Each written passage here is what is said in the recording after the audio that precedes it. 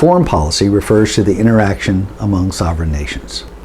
Those nations can either interact with each other using diplomacy, they could talk to each other, they can negotiate, they could reach a compromise. After all the issues are discussed, they'd write their agreement down on paper and sign a treaty. On the other hand, nations could interact with each other using the military. The military uses violence. Each side raises an army, buys weapons, hits the battlefield, and whoever's victorious gets the lion's share of the agreement. Then there is a treaty. We've already seen how European countries used imperialism in the Americas. Imperialism is when a group of people subjugate their neighbors. Europeans arrived in the Americas, subjugated Native American populations, took their land, forced them into slavery, drove them further and further into the frontier. That was a practice denounced by the American revolutionaries. The American revolutionaries claimed to be a new type of people. They wanted freedom. Freedom is the ability to choose. As a young republic, they promoted self-determination, the right of a people to choose a future for themselves. So both freedom and self-determination go against imperialist values. They were going to be a new people. They were going to have a fresh start. They were not going to be like their European ancestors or the Europeans they left. They were going to start fresh. They were going to be a country founded on freedom and liberty and justice for all. That was a message promoted by a peon United States of America. As a small country, self-determination favored their interest. They did not want their stronger, more powerful European neighbors to come and reconquer or resubjugate them. And so they promoted the idea of self-determination, that each country has a right to be free. That was the basis of the Declaration of Independence. But there were some significant numerical changes in early 19th century America. The population of the United States continued to grow dramatically in the first 30 years of the Republic. So you can see on this chart from 1790, there were 3.9 million Americans. By 1820, there were 9.6 million Americans. This was due to open immigration, mainly from Western Europe. Englishmen continued to arrive, Frenchmen continued to arrive, Swedes continued to arrive. With those new arrivals, the American population boomed. Over decades, it increased on average between 30 and 40% every 10 years, producing a tripling of the population from 3.9 to 9.6 million people. Opportunities to buy land in Europe were extremely limited. Most of the land was held by either the king, the church, or the nobles. Wealthy landowners passed their land from generation to generation, leaving the vast majority of Europeans without an opportunity to own land for themselves or to make a living for themselves. European immigrants to America then saw it as a land of opportunity, a place that they could have their own homestead. This became the American dream.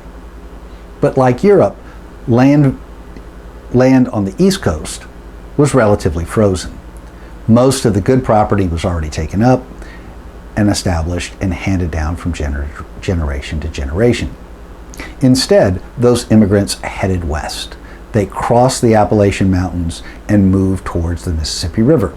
That put them in direct conflict with people that already lived there. Native Americans first, Mexicans second.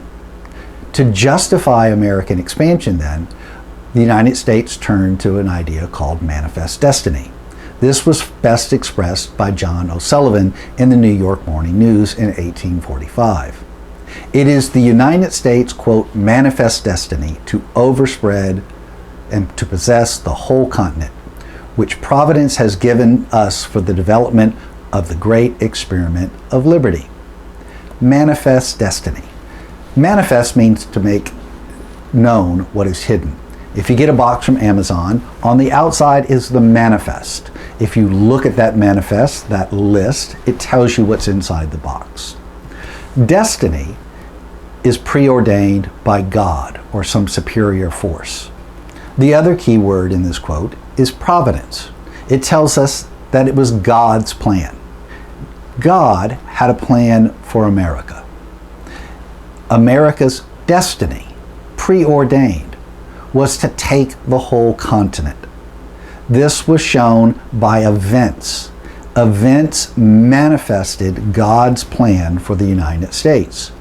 Every time the colonists and then the new republic faced a conflict on the frontier, they won. They succeeded. They slowly crept westward. With each victory then, this made manifest that God had a plan for the young United States of America. It would grow from the East Coast to the West Coast, slowly and surely gaining possession of the whole continent.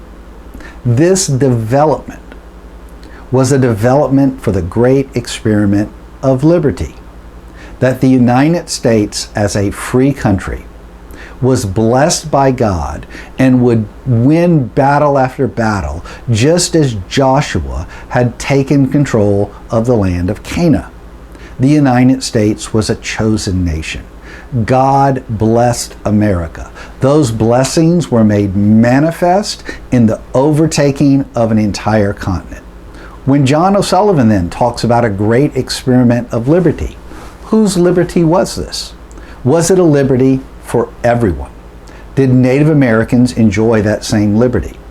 Did Hispanic Americans enjoy that same liberty? The people that already occupied the land were forced to give up the land to Euro-American settlers. Why? Because the young United States had the power. They had the numerical superiority in the early 19th century. So when compared to Europe, the United States was a peon. But when compared to the presence of Native Americans and Mexican Americans in the West, the United States was a Goliath. And Goliath used his strength to dominate an entire continent. So manifest destiny then becomes an excuse for American imperialism. It provides some rose-colored glasses. The United States moved across the continent and subjugated its neighbors. The United States subjugated Native Americans. The United States subjugated Hispanic Americans. But that was bad, right? Imperialism was something the old nasty Europeans did. Americans don't do that because America is founded on freedom. It's a great experiment in liberty. And so John O'Sullivan justified American imperialism with the idea that this was going to spread liberty from coast to coast. Native Americans didn't know how to be free. Hispanics didn't know how to be free. Euro-Americans, Anglo-Americans on the East Coast understood and embraced the concept of freedom, and so the United States would use war to spread freedom from coast to coast. And so Mexican Americans, Native American tribes, had to surrender their land claims to the United States of America. Why did they have to do that? Because God had blessed America.